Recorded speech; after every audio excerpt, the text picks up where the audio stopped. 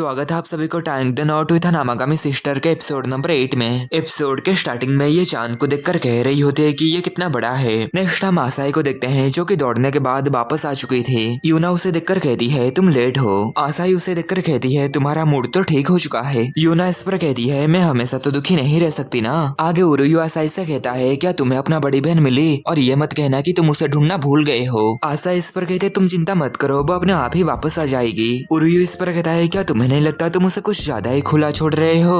आसाई कहते क्या तुम्हें उसकी इतनी चिंता है, कहीं तुम उसे काफी ज्यादा प्यार तो नहीं करते। उरुयु इस पर काफी ज्यादा शर्मा जाता है और कहता है बिल्कुल नहीं, मैं तो बस उसकी नॉर्मली चिंता कर रहा था। तभी यूना कहते है वो बड़ी हो चुकी है, हमें उसके लिए ज्यादा प्रोटेक्टिव नहीं होना चाहिए। उरुयु कहता है तुम सही कह रहे हो। देन वो यहाँ से वापस जाने लगता है। नेक्स्ट उरुयु यहाँ से जाते हुए सोच रहा होता है मैं अभी भी उनके बारे में कुछ नहीं जानता। नेक्स्ट हम ये को देखते हैं, उसके पास उरुयु आ जाता है। ये उसे देखकर कहती है आखिर तुम यहाँ पर क्या कर रहे हो। उरुयु कहता है मैं फ्यूचर प्रेडिक्शन किया कि शायद तुम यहाँ पर होगे, पर ये को इस पर कुछ भी समझ नहीं आती। उरुयु मन में कहता है मैं सपने में उसे यहाँ पर देखा था तो मुझे लगा कि वो यहाँ पर होगी। आगे ये कहती है क्या तुम मुझे ढूंढ रहे थे, पर क्यों। उरुयु इस पर कहता है अंधेरी रात में एक लड़की अकेली होना काफी खतरनाक हो सकता है। यह उससे ये बात सुनकर काफी हैरान होती है और आगे कहती है तुम बहुत ही अच्छे हो। उरुयु इस पर कहता है ये तो बस कॉमन सेंस है। आगे ये उरुयु के करीब आने लगती है और उरुयु क्या पढ़ रहा है उसे देखने लगती है और कहती है तुम तो ये कैलकुलेशन गलत किए हो। उरुयु इस पर काफी हैरान होता है और कहता है आखिर एक बार इसे देखकर ही तुम इसे गलत कैसे कह सकते हो।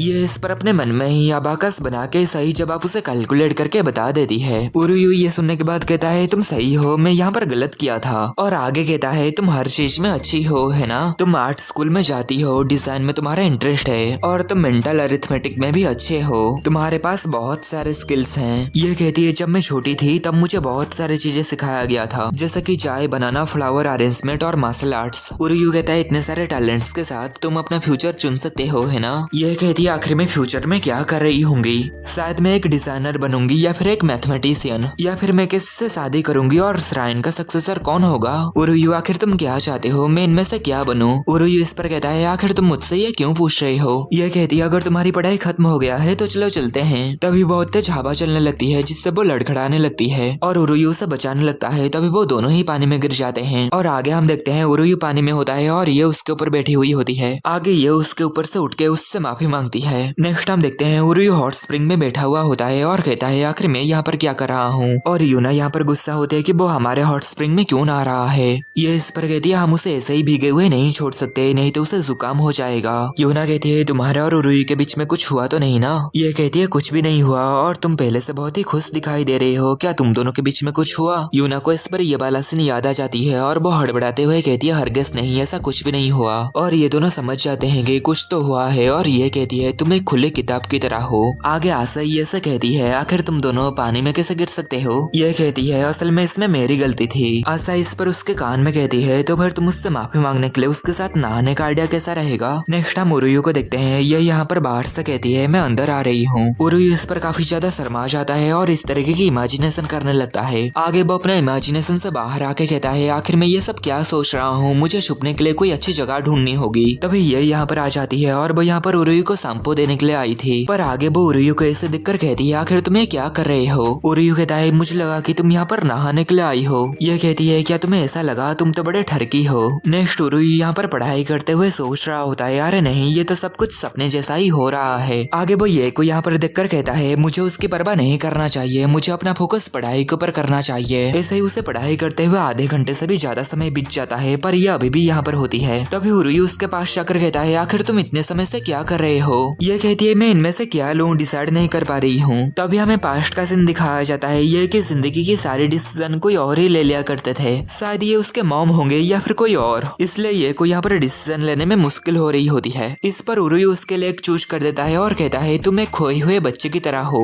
भले ही तुम बाहर से मैच्योर और फ्री लगती हो लेकिन तुम अंदर कंफ्यूजन और चिंता छुपा रही हो। चिंता मत करो, जब तुम भटक जाओगे तो मैं तुम्हें रास्ते में लाऊंगा, इसलिए मुझे इतना चिंतित करना बंद करो ठीक है। आगे वो यहाँ से जाने लगता है। तभी ये उसके कपड़े के अंदर कोल्ड ड्रिंक की कैन को डाल देती है और ये इस पर गुस्सा हो जाता है और कहता है आखिर तुमने ऐसा क्यों किए। यह कहती है मेरे लिए कोई और डिसीजन ले, मुझे ये पसंद नहीं है, इसलिए ये जूस तुम ही ले जाओ, मैं अपने लिए जूस खुद ही डिसाइड करूंगी। और आगे कहती है ज्यादा घमंड मत करो छोटे भाई। नेक्स्ट आगे हम देखते हैं आसाई यहाँ पर उरुयु को अपने पास सोने के लिए बुला रही होती है। तभी यूना उसके गाल खींचती है और कहती है बकवास बकवास करना बंद करो। और आगे कहती है मैं नहीं चाहती वो हमारे साथ एक ही कमरे में सोए, आखिर कौन जानता है कि वो हमारे साथ क्या करेगा। उरुयु कहता है तो फिर मैं ड्रॉअर में सो जाता हूँ, पर यूना इस पर भी राजी नहीं होती। तभी आसा इस पर कहती है तो फिर क्यों ना आज रात हम सोए ही ना। यूना इस पर कहती है ये क्या कह रहे हो, ये तुम्हारे बॉडी के लिए बुरा है, और इसके अलावा हमें सुबह मास्टर से फ्यूचर के बारे में भी बात करना है। तभी उरुयु उनसे पूछता है आखिर तुम लोगों का सपना क्या है, कल तुम युमिको से क्या बात करने वाले हो। इस पर ये तीनों निराश हो जाते हैं और कुछ नहीं कह पाते। उरुयु आगे कहता है खैर मैं भी आपसे तुम्हारा एक फैमिली मेंबर जैसा हूँ, तो मुझे लगा कि मुझे ये जानना चाहिए। आसा ये थे हाँ हमें इस बारे में खुल के बात करना चाहिए। और आगे कहती है पर क्या हमारे लिए ऐसा करना बहुत जल्दी नहीं है। उरुयु इस पर कहता है इस तरीके से बातें करना बंद करो। आसा ही कहती है चलो बहुत हो गया सीरियस बातें, अब मजे करते हैं। दिन वो सभी पिलो फाइट करने लगते हैं। नेक्स्ट में सुबह का सीन दिखाया जाता है। जब उरुयु यहाँ पर उठता है तो ये और यूना उसके पास ही सोए हुए होते हैं, पर आसा यहाँ पर नहीं होती। आगे जब वो बाहर आता है तो वो देखता है आसा यहाँ पर अपने फोन में कुछ ध्यान से देख रही होती है। उरुयु उसके पास जाकर पूछता है तुम क्या कर रही हो। आसा इस पर हड़बड़ा जाती है जिससे उसकी फोन नीचे गिर जाती है। उरुयु इस पर फोन को उठा के देखकर कहता है ये तो रिले कंपटीशन के लिए टोक्यो का फेमस स्कूल है। आसा ही कहते दरअसल मुझे पिछले साल टोक्यो स्टूडेंट कंपटीशन में चुना गया था और स्पोर्ट्स के लिए रिकमेंडेशन मिली थी, इसलिए मैं अगले साल से टोक्यो में अकेली रहूंगी। उरुयु कहता है तो क्या तुम श्राइन छोड़ रही हो। आसा ही कहती है हाँ। उरुयु कहता है क्या तुम ये अपनी फैमिली को बताई हो। आसा ही कहते मैं अपने ग्रैंडपा को बता दी हूँ। उरुयु कहता है लेकिन तुमने उन दोनों को नहीं बताई हो है ना।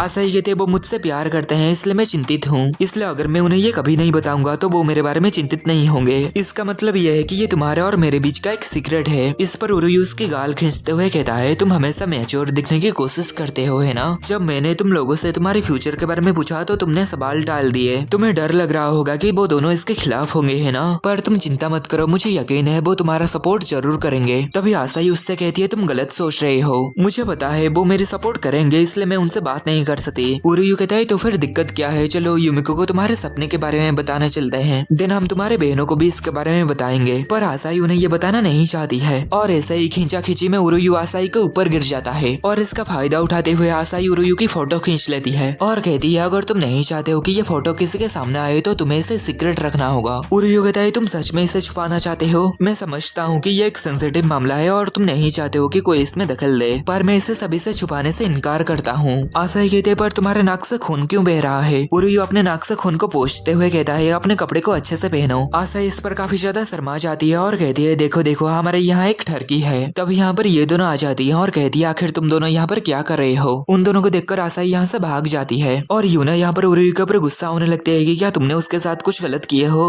उरुयु कहता है रुको रुको बताता हूँ, असल में मुझे तुमसे दो बातें करनी है। पहली बात तो मैं उसके ऊपर गिर गया था और उसे अजीब तरीके से देख लिया था। यूना इस पर उसके ऊपर गुस्सा हो जाती है और उसके ऊपर नमक छिड़कने लगती है। उरुयु आगे कहता है और दूसरी बात यह है कि आसाई टोक्यो की किस स्कूल में पढ़ने और वहाँ पर अकेले रहने की प्लान बना रही है। ये सुनने के बाद वो दोनों थोड़े से रिलैक्स हो जाते हैं और कहते हैं ओ तो ये बात है। उरुयु कहता है क्या तुम्हें ये बात पहले से ही पता थी। देन ये तीनों आसाई के पास जा रहे होते हैं और ये यहाँ पर कह रही होती है हमने ये पहले से ही नोटिस किए थे। उरुयु कहता है अगर तुम्हें ये पता था तो तुमने उससे इस बारे में बात क्यों नहीं की है। यूना इस पर कहती है हम तुम्हारे जैसा किसी के भी पर्सनल काम में दखल नहीं देते। ये कहती है वो हमेशा से अनाड़ी और जिद्दी रही है, लेकिन वो एक मजबूत लड़की है जो कि अकेले ही कुछ भी करने की कोशिश करती है। आगे यूना कहती है हमें बस उसके ऊपर नजर रखना है और उसने जो रास्ता चुनी है हमें बस उसमें उसके साथ देना है। उरुयु कहता है क्या होगा अगर वो उस रास्ते में चलना चाहती ही ना हो। यूना कहती है जब तक हम उससे नहीं पूछेंगे कि वो कैसा महसूस करती है हमें पता नहीं चलेगा। ये कहती है लेकिन अगर वो आसपास नहीं होगी तो हमें अकेलापन महसूस होगा। उरुयु कहता है तो फिर तुम्हें सिर्फ एक ही काम करना चाहिए। नेक्स्ट हम आसाई को देखते हैं, वो कह रही होती है मैं जल्दी बड़ी बनना चाहती हूँ जो कि अकेली रह सके। तभी यहाँ पर उरुयु आ जाता है और कहता है अगर ऐसा है तो तुम उन्हें ईमानदारी से बता सकते हो। आगे यहाँ पर ये और यूना भी आ जाती हैं। उन दोनों को यहाँ पर देखकर आसाई उरुयु को कहती है मैंने तुमसे कहा था कि इसे सीक्रेट रखना।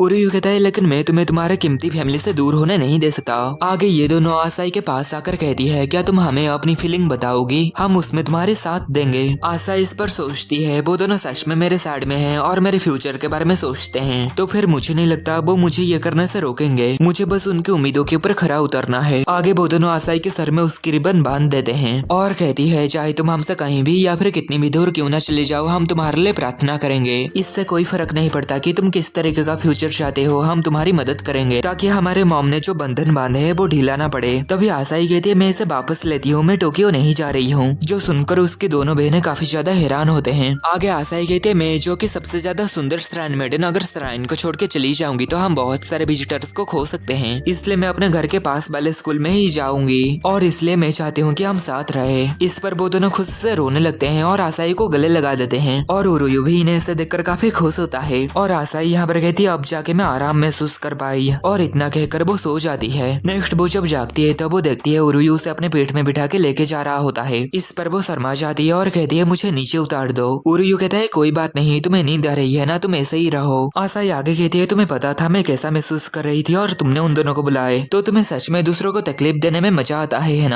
उरुयु इस पर उससे माफी मांगता है। आसाई कहती है तुम सच में बहुत ही अच्छे हो, एक परेशान करने वाले भाई की तरह, और अब मैं बहुत ही अच्छा महसूस कर रही हूँ। और इतने में ही ये एपिसोड खत्म हो जाता है।